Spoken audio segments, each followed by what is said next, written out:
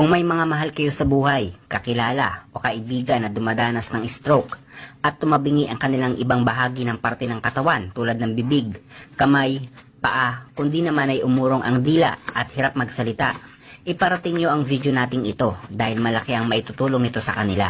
Dalawang sangkap lang ang kakailanganin natin, luya at ang tanglad.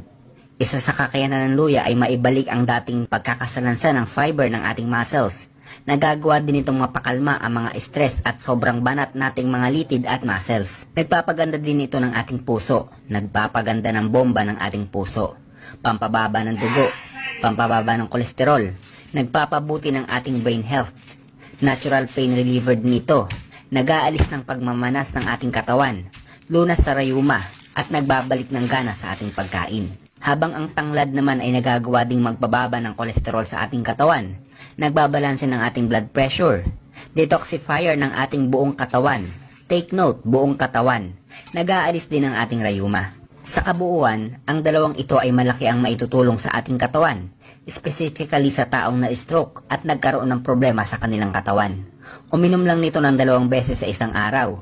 Umaga walang laman ang tiyan at sa gabi bago matulog. Kung mababa ang dugo, 1 baso lamang sa isang araw. Napakalaki din ng maitutulong ng pagmasahe ng katawan ng taong na-stroke kahit 3 beses sa isang linggo.